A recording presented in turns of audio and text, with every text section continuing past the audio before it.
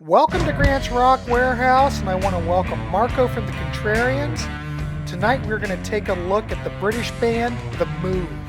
We're going to look at their career, look at their records, look at their tracks, and just have a general discussion. So without any further ado, let's get to Marco and The Move. We were very green when we first started. We were only about, I was only 17 and Bev was probably about 18 or something. And we tended, in those days, you tended to sort of sign your life away for the chance of making a record. Yeah. And we suffered for that for a few years afterwards, didn't we? I mean, financially, we suffered for it.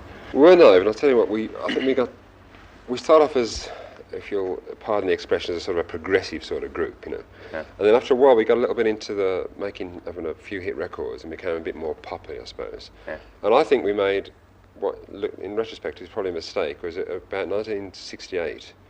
And it's about the same time as the Cream were around, and Hendrix. And we were all sort of earning the same sort of money, playing the same sort of clubs, having the same sort of success. And they went to America, basically, and we didn't. And we had the chance to, really, and we kept sort of hedging and said, no, we'll stay in England and have another hit record, and we're enjoying all the girls screaming at us and stuff. Mm-hmm. Whereas if we'd have gone to America and really pushed ourselves over there, Yeah. we could have become a big album-selling group in the States, and that's one thing that The Move never became.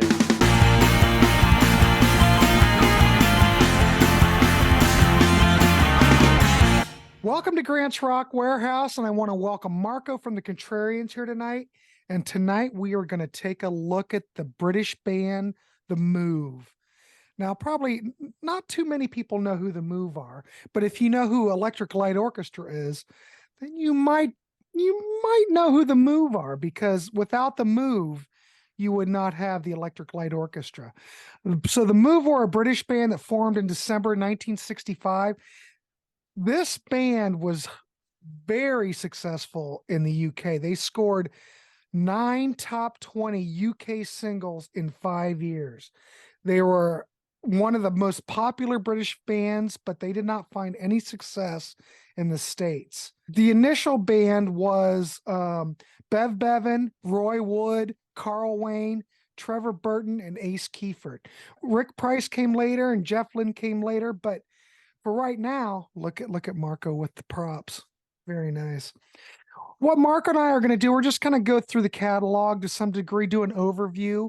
We'll be talking an hour and just kind of do a brief overview of the whole band, because this is one of those bands that we both love.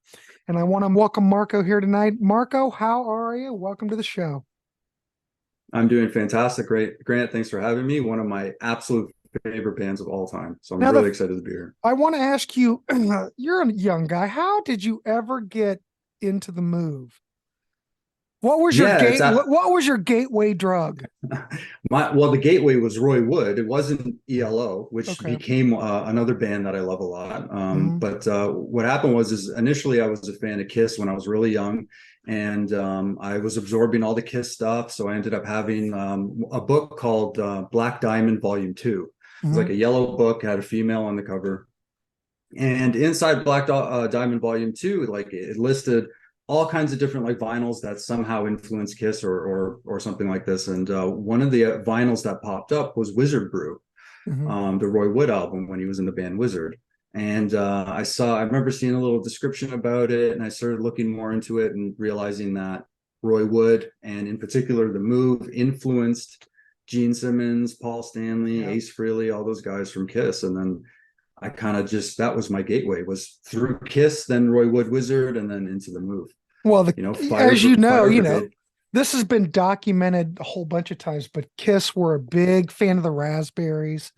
They were big fans of the whole British invasion. If you've ever listened to Paul Stanley talk, he went to all those shows, in New York back in the day at the Fillmore. I mean, he saw everybody. I'm sure he's even it's amazing when you listen to Paul Stanley talk about it. But yeah, those guys were influenced by all these bands. You would not have Kiss if you didn't have The Move. I'm just saying. Well, yeah, the song Fire Brigade. Paul Stanley wrote Firehouse literally trying to copy Fire Brigade. You know what's funny if you think about it? the fact that those guys would be so influenced by a band that virtually had no success here in the States at all. I know, I it kills mean, me. I mean, they had they had so many hits in the UK, but none here.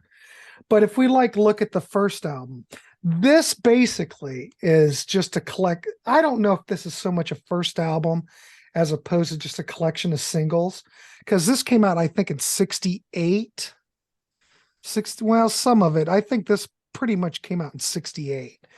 But I mean, these are basically, the whole record is composed of singles that they had. Yellow Rainbow, Kilroy was here.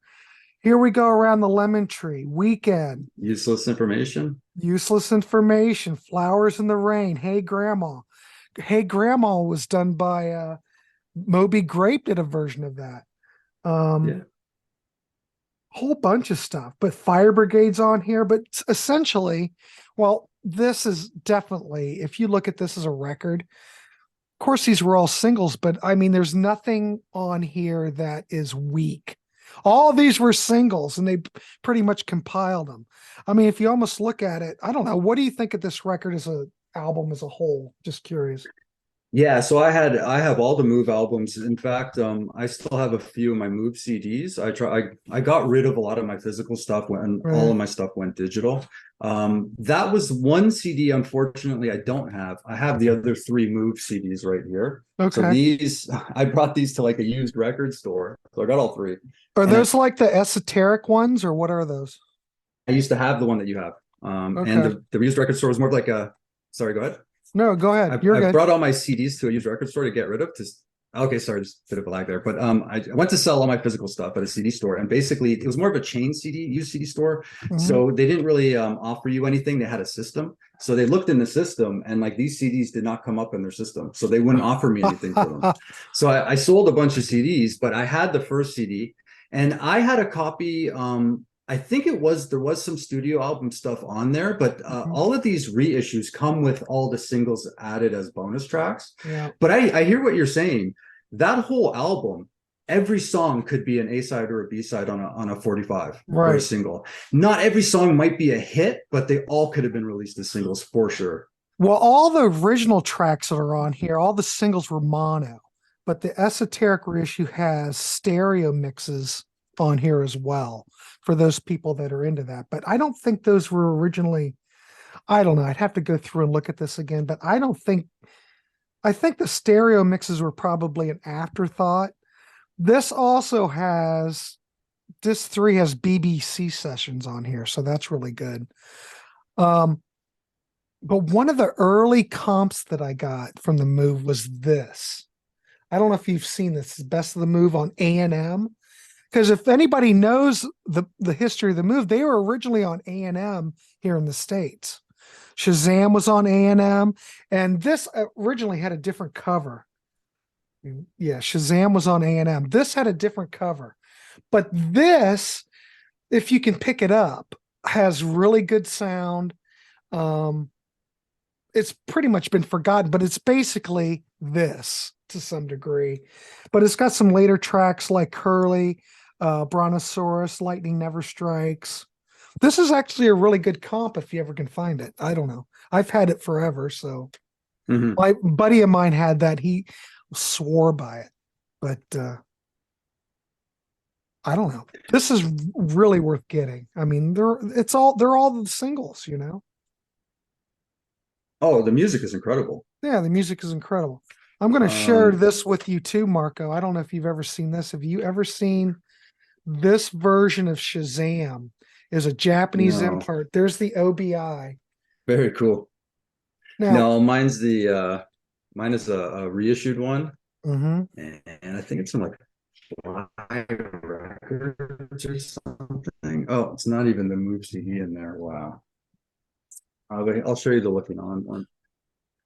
Okay, that looks. The CD actually looks like a vinyl. Yeah, so that's looking on, but my Shazam version has the same label, kind of. Yeah, that's the Salvo reissue. That's the one that came out before the Esoteric. But this version of Shazam's got this one that I showed. The Japanese one has Flowers in the Rain and Shazam on one. But people, what I read about it though, people said that this is like a needle drop, but I don't know. I can't hear it. Yeah, so Yes. this one's got bonus tracks on it, like Mhm. Curly and stuff like that. A certain something, Wild Tiger Woman. This one I picked up eons ago. This one is this is on, what is this on? This is on Fly, but it's like the Japanese import. And what I understood is that this they think is like a needle drop. But when I listen to it, I really can't tell that. It sounds really good to me, but I don't know. This is better. The esoteric CDs, from what I've understood, are the definitive ones. You can't get any better. But Shazam, I think, is really truly the first album. I don't know how you feel about it, because think about it. This is an album that the band actually compiled themselves. So you've got, well, this has got Hello Susie, Hello, Beautiful Susie, Daughter, Beautiful Daughter. Cherry Cherry Blossom Blossom Clinic Clinic Revisited. That's a Yep. re-recording. Fields of People, Don't Make My Baby Blue, Last Thing on My Mind. Mm-hmm. Yeah, incredible album. But this came out in 68, but this came out in 1970, which seems like that's a big gap for any band in the 60s, but I don't know. It is what it is. But when they're doing Shazam, they're down to a 4-piece though now. Yeah, I hear what you're saying, and I probably agree with you that this version of the band is the majority of the Move albums and recordings post this point. This is that version of the band. Right. So that first version of the band, and they sonically were different as well, because I mean, even though you had some of the same vocalists, but like their guitarist, I don't even know his name. Like I'm familiar with all these gentlemen, Carl Wayne, Right. Rick Price, Bev Bevan, Roy Wood. Like I'm familiar with this lineup of the Move, but that first lineup, you're right. Like one of those guys even sings lead on some stuff. I Yeah, think he's the blonde guitarist. the Ace Keeper. Ace. Yeah, but He he's only sang on that lead first too. album. He's only on this record, and then he quit. Yeah, well, I don't want to say it's a totally different band. I mean, you've still got the majority of everybody, but yeah, this is the album that is before Jeff Lynne joined. So, right. But most people, like my buddy Keith, love this record. He thought that this was the definitive Move album. I don't know what your thoughts are on it, but I think there's not one weak track on any Move album as far as I'm concerned, but I think, I don't know, this could be the best Move album. I don't know. I like a lot of the work with Jeff Lynne too. I don't know. What's your thoughts on Shazam? Well, it's an incredible album, and this is where I'm agreeing with you too on that first album. I really feel like sonically that first album is a product of its time. You look at some of the live videos, even their fashion, like what they're wearing, what they look like, the sound, they sound like they're from 1967, 1968. Yeah, exactly. Yeah. And then this is the Move that I love both versions. Like I love that old version. I love the songs on the first album, but this is really the version of the Move that is what I favor. You're right. The album sonically, their production, like they're already doing things, they're blowing up their production, like their sound sounds so much better on this album than those first recordings. They're very raw in those first recordings. Like the production isn't as great as this. And this is where the production turns the corner. The songwriting, they're doing stuff. I mean, there's all throughout this album, there's sound effects, there's vocals, there's like people talking, like radio sequencing and stuff like this. It's a really interesting conceptual album in that sense. And it's interesting that there's only 6 tracks and half of it is covers, right? 3 of the tracks are covers and 3 of the tracks are originals. Yeah, no, it's a great album. Hello Susie is almost punk, like they're evolving. And what's crazy about the 1970 timeline, both of these albums came out in 1970. Looking On and Shazam. And they're almost two different. Well, I don't want to say they're two different bands. As long as you have Roy in there, it's very distinctive. Roy is a reckoning he's just a force. I mean, it is Roy all over these records, but there's not anything that it's like a perfect record. I mean, this is like I think album critics and record critics think this is a brilliant record. It's just sad that it came out here in the States. It virtually did nothing, you know, and it's just one of those records I think that needs more love. In fact, the whole Move catalog I think needs more love. So, yeah, I want to go ahead. That goes into like part of what made the Move so important to me was because when I discovered them in high school, right? And like, wow, not a lot of people knew of the Move, and people discovered music at different times and stuff like this, right? But you know, nobody my age was listening to the Move, like just straight up. I'm sure a lot of people my age were listening to all kinds of cool stuff I wasn't, but nobody's listening to the Move. And I felt a sense of ownership about that they, you know, like a lot of these songs were hits, like you said. In the UK, Blackberry Way was like a #1 hit. Oh yeah, nobody knows Blackberry Way over here. No, it's, I've never heard any of these songs on the radio, so I felt that ownership, you know, if that makes sense to you. Well, if it wasn't for my buddy Keith back in the day, like in the 80s, I would never have even paid attention to him. But, you know, I think probably because I love ELO, I might have ventured back. I probably would have eventually. But I do want to say that this version, the esoteric version of Shazam, has the original album. It's got a ton of singles, because I actually almost think that the Move are more of a singles band than an album band. Yeah, for sure. Obviously. But when they did an album, it's great.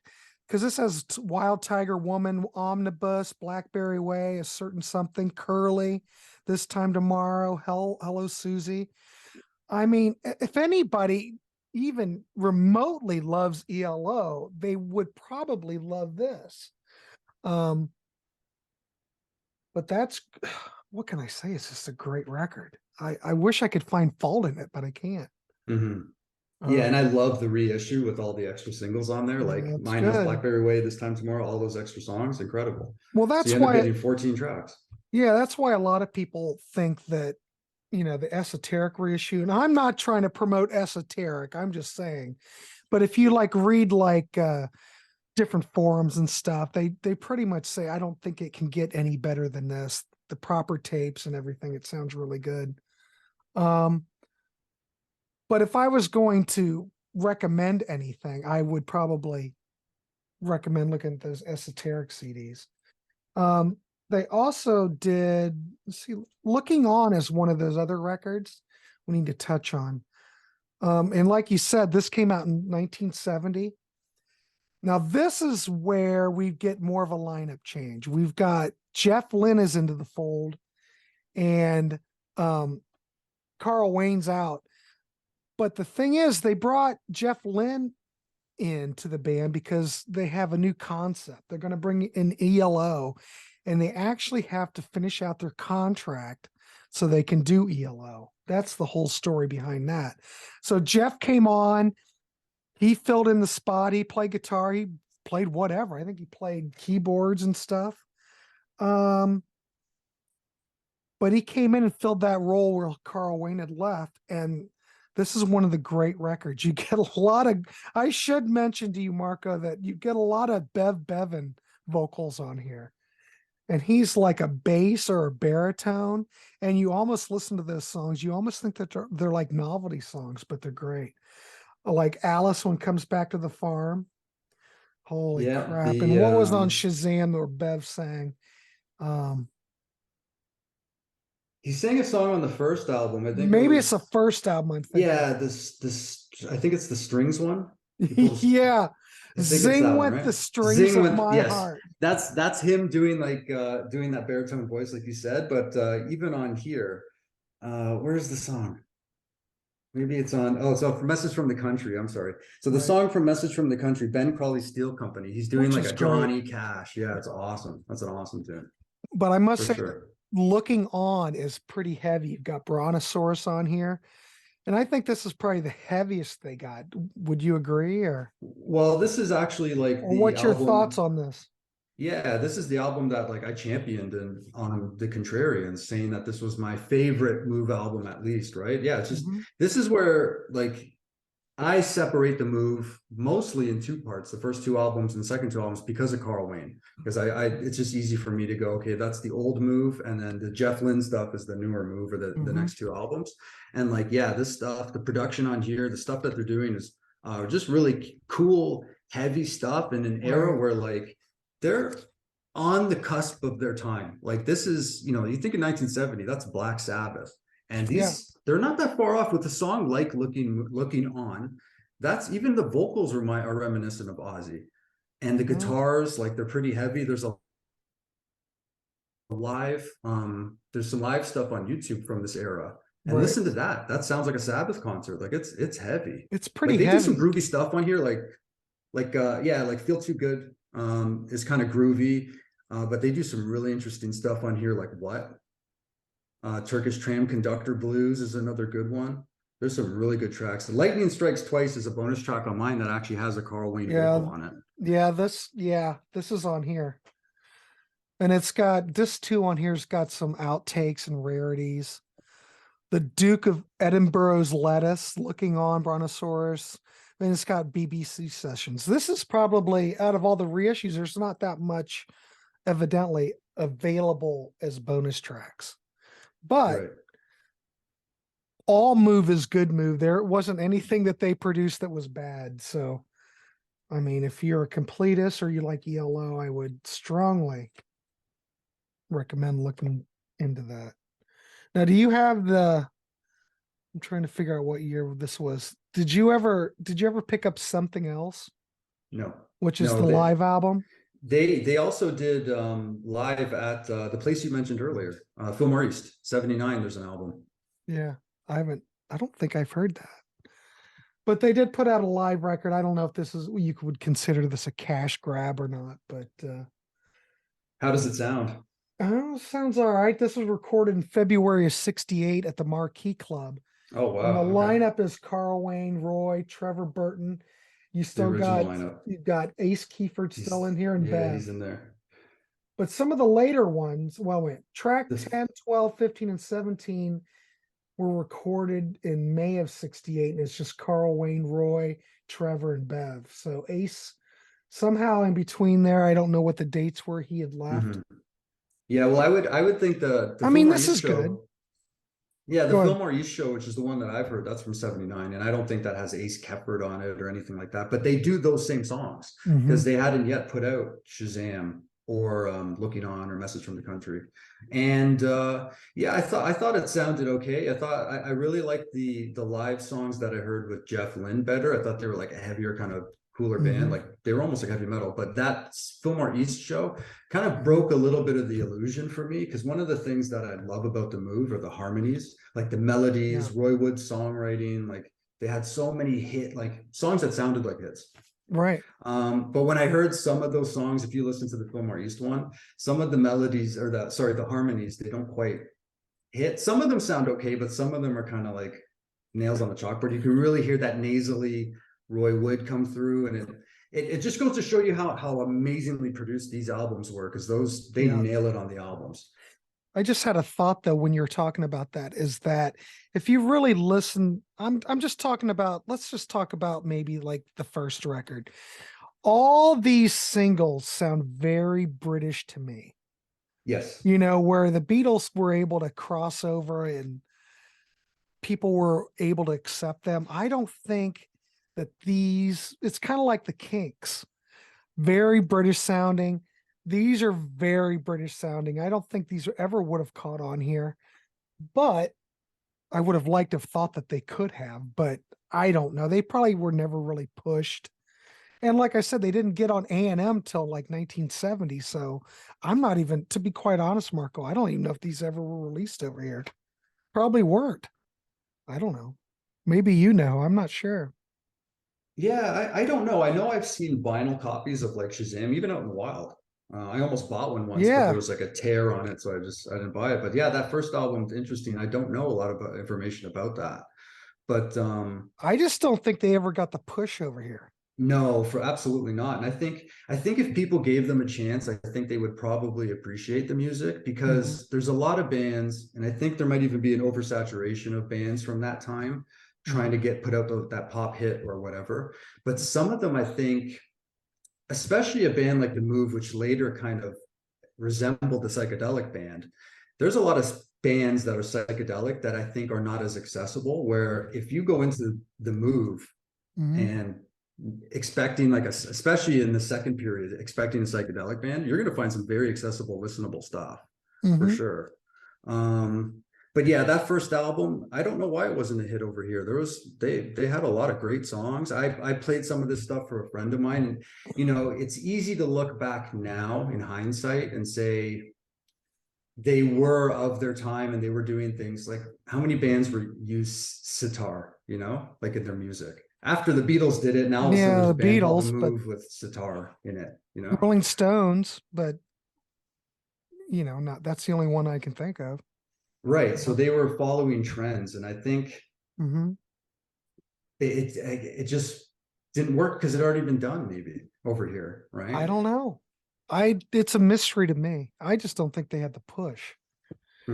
But I must say though, when you get to Message in the Country, I know this is almost like a contractual release because they were so anxious to get started with ELO. Because basically this and ELO were going at the same time. But as a Move album, I must say this is the crowning achievement for me during the Jeff Lynne period, because you've got a true collaboration between Roy and Jeff on here. Message from the Country, Ella Jones, No Time, Don't Mess Me Up. I mean, there's always a little bit of humor in the Move, especially during this period, and you get a lot of humor here to some degree. It wasn't My Idea to Dance, The Minister. This also has this particular CD, you must say, this one's on EMI. This isn't on Esoteric. But I can't tell you how many times this has been reissued. Now, I'm not sure if you look like on Steve Hoffman forums, there's a lot of back and forth about what Move album sounds good. A lot of people don't care for the EMI albums so much. They think that they're kind of questionable in sound quality. I don't find any problem with this. But this has got bonus tracks. It's got Tonight, Chinatown, Down on the Bay. Cheap Trick did a version of that. Dewey is on here. California Man, Cheap Trick. Yeah, Ace really did a version of Dewey. That's right. Don't Mess, and previous unreleased session tracks, Don't Mess Me Up, The Words of Aaron and Duya is on here. So if you look at this. How cool is that? Harvest label. Very nice. This would probably be my favorite Jeff Lynne. My buddy Keith though loved Looking On, but I think this is even better. I don't know what your thoughts are on it. Yeah, I mean, like for me, it's a toss-up between Looking On and Message from the Country. I mean, I think with Message from the Country, they take the Looking On lineup and sound, and I think they tighten it up a bit, because I feel like Looking On has a bit of a muddy sound to it, where I feel like that clears up a little bit on Message from the Country. But Message from the Country, man, what an epic album. Yeah, like some of these songs, like from they mix it up on this album. What I love about this album is how jammy they get in some spots, and how interesting, and variations, like some variations that they do that are very interesting. But I mean, it is an epic album. Message from the Country, like listen to that song, listen to The Words of Aaron, like those are epic songs. And like you said, they have humor in there. My Marge is kind of a goofy novelty track. Yeah, but it all fits on the record. It's not like you look at it and go, well, that's dumb. I mean, they're an intelligent man, and they can handle humor in their music, and they handle it well. You see what I mean? You just look at it and go, well, that's a great track. I don't look at it like going, well, that's silly, but it's great. For me, yeah, I don't have a problem with it. Have you ever seen this compilation, Great Move? I never owned any of the compilations. I always okay. Well, this is on EMI. This is like United Artists, EMI Records, and this is one of those comps. Basically, what this is Message in the Country with bonus tracks. The entire Message from the Country album's on here. Yeah, you've got the exact same one I've got. It goes all the, it's got Tonight, Chinatown, Down on the Bay, California Man, Do Ya? But this one gets a lot. If you ever look at this on the Steve Hoppin forums, this doesn't get much love. People think this sounds horrible. I don't hear it so much, but whatever. You'd be better off to get more of this release on EMI of Message from the Country, I'd say, because you get more bonus tracks and stuff. Yeah, that's what I got too. There is another alternate cover to Message from the Country as well. There is. There Yeah, was there's an two different original. One Way brought out a CD back in the day that had the original cover. Do you have a picture of it?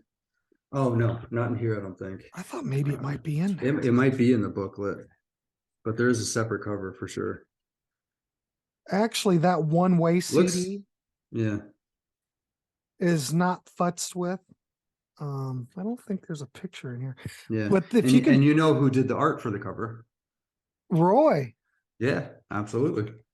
Well, Roy did a lot of his covers for like all his solo albums, like on Mustard. If you look at the Yeah. artwork, it looks very similar, you know.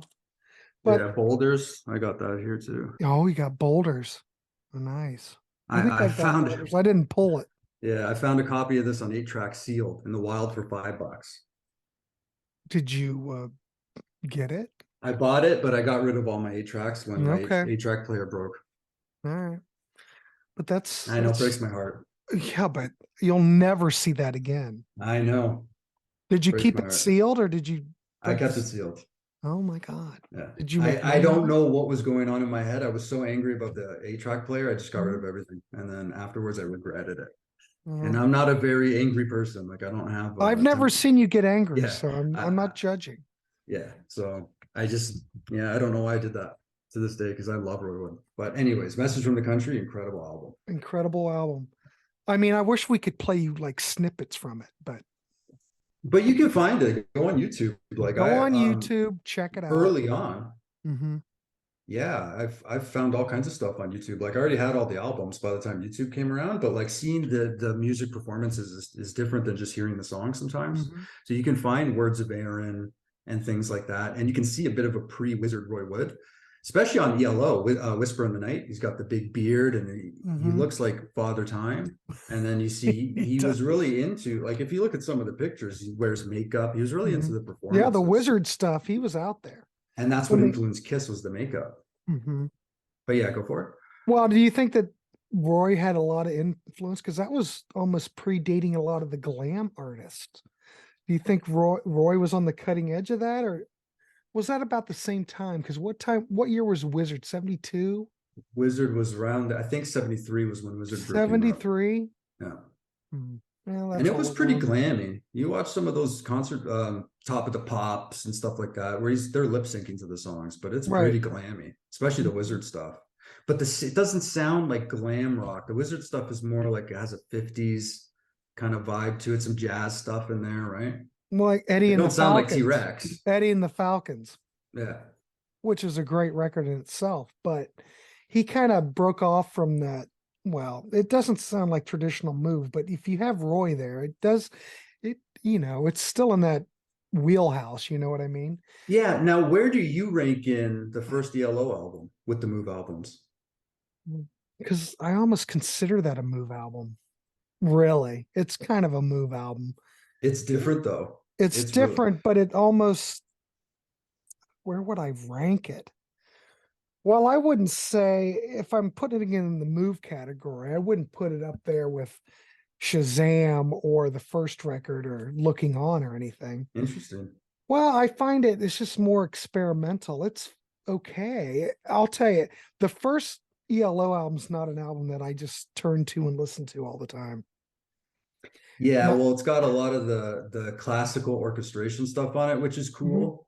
But I love what Jeff Lynne did with ELO after that. And I like the Move stuff better than that even. It's a weird transition album for both of them. Like some songs, like Whisper in the Night or even Mr. Radio, those songs could have been on Message from the Country. Right. But a lot of those Manhattan Rumble and like the 9-minute orchestra instrumentals, like those are. Well, I think those. I need to be in the mood to listen to those. But I think Message from the Country and the first ELO album were all recorded around the same time. I'm pretty sure they were actually, and I think Roy Wood was even recording the second ELO album and left, like in the middle of the night, basically. But I think some of his instrumentation made it onto the second ELO album. Yeah, I still hear a little bit of Roy's influence on it, but I would have to agree that once Jeff got the hold of VLO, he was able to, well, obviously, look at the success that that band had. He was able to fully realize, you know, the potential of what they started. I don't think I love Roy, don't get me wrong, but Roy's a little bit more out there. Jeff's a little bit more down to earth. So I think ELO had to really go where they went, because I don't think they would have achieved that mass, you know. And the common denominator was Roy. Roy never made it in the States where Jeff Lynne did. No, because right? Roy's a little bit too eclectic. I agree. I can agree with and that. I love Roy, don't get me wrong, but Jeff's was able to make that bridge. I don't know. I mean, both of them were brilliant. Don't get me wrong. Yeah. I'm not taking away from either one of them. It was the combination, you know, Roy, Bev, you know. I like the two of them together. And as much as I love Wizard Brew, I would have loved to have seen a couple of more albums of ELO with Roy Wood. I think that would have been incredible. But the reason they broke up was because they had a difference of opinion in the direction of the sound. Mm-hmm. That's why they broke up, right? So it wasn't working out. But I would have just loved to have seen that partnership go on a couple more albums, even if they went back to calling it The Move and ELO was an experiment. You know what I mean? Well, I know that, you know, they had to fulfill that contractual obligation. So they had to do, you know, Message from the Country and Looking On. So they really couldn't get the move up and running. I wonder if it would have made any difference if they were able to just jump in when Jeff joined the band to start ELO right then. I'm just wondering. Interesting. Because you don't forget, they putzed around for a couple years working on Move stuff, you know? Yeah. I don't know if it would have made any difference, but I just don't think Roy would have ever really fit in the States. He's just too eclectic, you know? It's not like he wouldn't have fans, but I don't think they would ever have any hits. And, you know, Wizard had hits. Roy was still having hits in the UK. Well, do you think it was maybe because do you think he was too British? Yeah, I think so. Does that make sense? Mm-hmm. I think it was. Just like the Kinks never really took off until later, because they're very British, you know? Yeah. Well, look at the band The Darkness. I think that they're very British, even though that first album really took off, but they're pretty British. And I don't know if they would ever have big success here. I don't know. Yeah. The bands that have had success can make that transition and sound very American, so to speak, I think. I don't know. Roy was, Roy and Jeff, both of them were good songwriters. They could definitely write hit songs. They could definitely write hit rock songs. And they totally would have fit in the American culture of rock music at that time. They were a perfect looking band. You know what I mean? I mean, they even kind of looked like Sabbath, who made it huge in the States. They even kind of looked like a Grand Funk Railroad. And their sound wasn't that far removed, where there's no reason why they couldn't have made it in the States. And I definitely felt a connection to this music too when I discovered them. You know, like The Move is one of my favorite bands. This is a band that I feel like changed my life. You know, like I don't know if you ever feel that way about a certain band. Like this is one of those bands for me. Well, I feel that way about the Beatles and the Beach Boys. I don't know if I've felt that way about The Move, but I can appreciate where they've come from for sure. I mean, it's all brilliant, you know.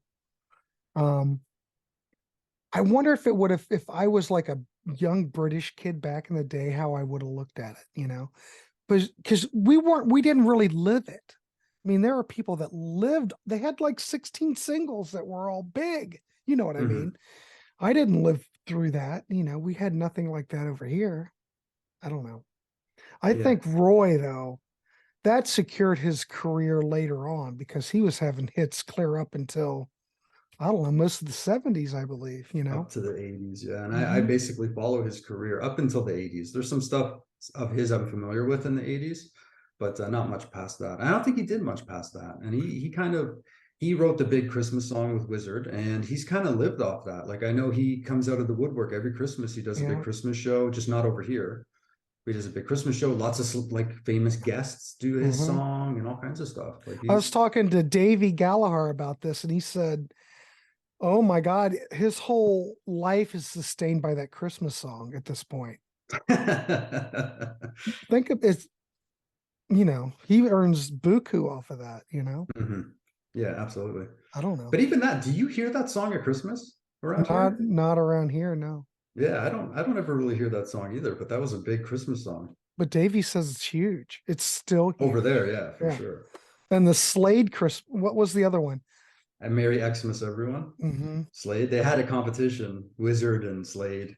And that's still big. That's still big. Yeah, the Slade song was the one that charted higher. It did better than the Wizard. But they had a bit of a Wizard competition at that time. But no, just I can't say enough about the move. I think we've only just briefly covered it, to be What? Okay. Basically though, I think that we've only just glazed the surface. And, you know, anybody watching this, I mean, it's not the definite review of the move. We just kind of wanted to rap about it. All these records, in my opinion, that we've talked about are easily 5 out of 5 records for me.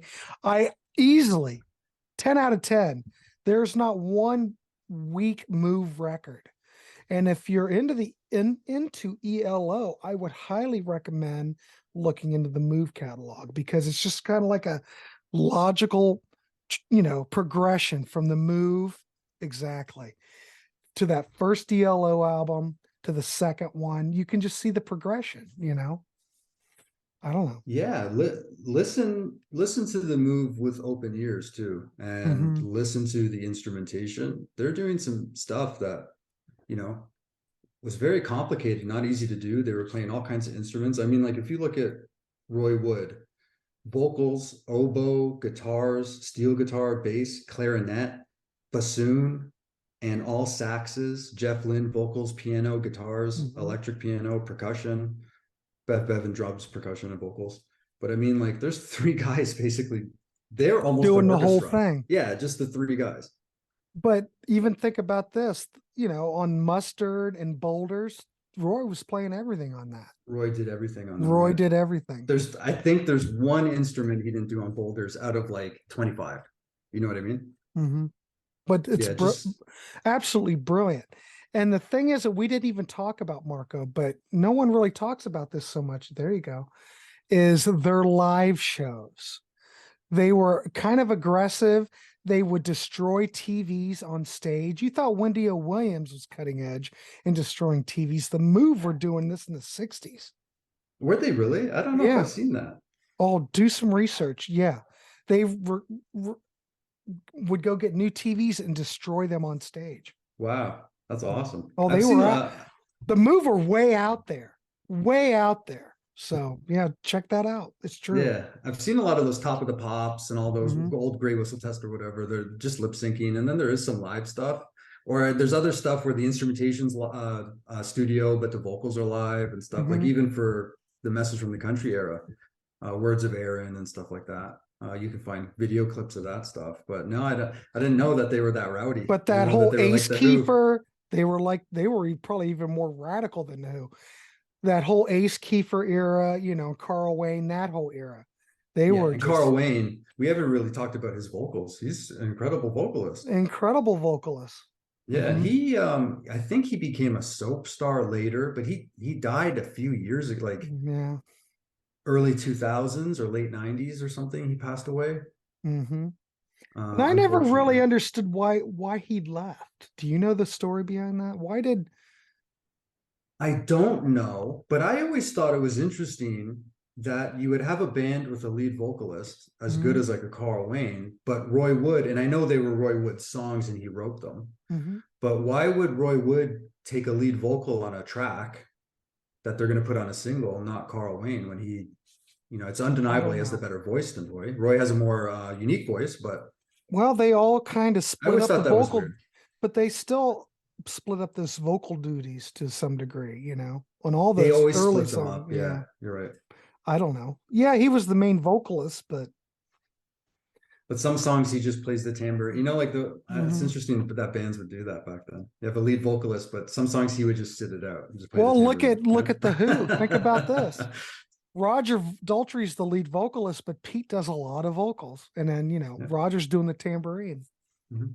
And you've got John Entwistle who would also sing. So Yeah, but I guess if you're coming up with melodies and Mhm. lyrics like Roy Wood was, like, yeah, I guess he can make demands that he wants to sing his song because I mean, you look It's at Roy's band. Let's be honest. It's Roy's yeah, band. look at the track listing and like you look at who wrote the songs and it's like Wood, Wood, Right. you know what I mean? Almost all the way down, right? Mm-hmm.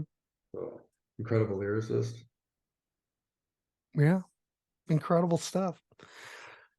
So I know we just only just glanced over their career and their catalog, but Mark and I, we love the move. And if you like ELO and you're interested in to see what happened before that, please check out the Move catalog. And like I said, I think all this stuff is still available in Esoteric in the UK. Highly recommended. And I don't think these sets are all that pricey either. But get why you can get them, because I don't know how long they'll be in print. I had a hard time tracking these down when I was in high school. Like I had to pre-order, or I had to order all of these like special to get my hands on them. No one's going to never came across this stuff in the wild. Well, I wasn't really record hunting either. I just went to like the local chains, like, so I wasn't really maybe digging into all the deep record stores, but these were not easy to find. Now they're easy to find. Other than what's weird is on Spotify, you only get Shazam and Looking On and a couple of singles. You don't get Message from the Country or the first album, which is on Spotify. That's weird. You get a couple of compilations on a live thing too. I think the Fillmore East one is on there. I'll have to check. I have not heard the Fillmore East. Yeah, check that one out. There's some good playing on it, but like I said, some of the harmonies kind of, I was like, they're not quite hitting it here tonight. They didn't have any monitors either, so they're kind of winging it. Yeah, but I would say too. You said earlier if you like ELO, like you'll like the move. But I also think maybe if you don't like ELO, you might still like the move, because I know there's a lot of they're two different animals, so. Yeah, there's a lot of rock and hard rock and metal fans who don't like ELO stuff. I love ELO. But, I love ELO too. Yeah, I love all of great stuff. Yeah, but some people don't overlook them, I guess, or their ELO's kind of overlooked in their own right. Well, I think as time goes on, Marco, that might be the case. I mean, they're not like what they were in the 70s, but still, I think they're very, they had those reissues, 10, 15 years ago. But I don't know. I could ELO be one of those bands in the United States that kind of goes by the wayside? It's like that show we did with I did a show with with Martin and Reed about Sweet, and the consensus was, more likely in the United States are going to be forgotten. But the UK, there was so much love for Sweet. I don't know if they'll really go away, but I'd be curious to ask people or talk to some of the UK folks what they think is, the move now. Are they still remembered or forgotten? Well, I know Bevan did some kind of move reunion a few years ago. I don't know anything about it, or if it was successful or what they did. I don't think they put any music out. I think it was just Bev. I think one of the other original guys joined too. I don't know if it was that Ace Kefford guy or somebody else. I think it was Ace. Was it? I think so. Bevan and somebody else. Roy Wood and Jeff Lynne were not a part of that. Yeah, I'm surprised Roy didn't do it. But what did you think of ELO going into the Hall of Fame with Roy Wood? Well, he was part of it in the beginning. That's a tough one because it was Jeff who really took ELO where they needed to go. I'm not too sure how I feel about it, but I guess he was there at the onset, so I guess he should be. I'd rather them get recognition for the move than anything else. Yeah, well, my theory is I think the folks behind the hall recognize that Roy should be in the hall, but I think they would find it challenging to put him in based on the move or wizard. So I think this was a way for them to backdoor him in and say, okay, well, we're going to put ELO in and Roy Wood is going to be a part of that. So he's in the Hall of Fame. And he should be in the Hall of Fame on these accomplishments rather than the accomplishments of ELO, even though he formed the band. It was his idea. But they went in a really different direction. Now, here's the other thing, too, is what I've heard them say, and I might have even had this conversation with you previously. I did this somewhat recently. It might have been you, actually. I've heard them say that ELO was an attempt to continue the Beatles sound. That's true. From Magical Mist, from I'm the Walrus. Is that what it was? Right. Yeah. What do you think about that? Did they accomplish that goal? I would think, because the Beatles pretty much abandoned that after that. And I think they kind of picked up the torch. Sure. Yeah. I mean, they take a different spin on it. It's not the Beatles by any means, but yeah, I think so. Yeah. I can hear the influences in there for sure. Well, Jeff loved, Jeff and they were big Beatle fans. So, I totally see it, I played that first album for a friend of mine in a car once, and he basically said these guys sound like the Beatles. Like they sound. I think he said a crappier Beatles, but he basically sound like the Beatles. There's only one Beatles, so right. Yeah, they would be the crappier version, but not really crappy. Depends on what you're comparing it to. Yeah, how do you feel like compared to the Beatles? Where does the move line up? Well, the Beatles are far superior than the move. Move are different. That's a different animal, The Beatles were the ultimate, so they could not do any wrong. But there is nothing weak on these move albums either. It's just different.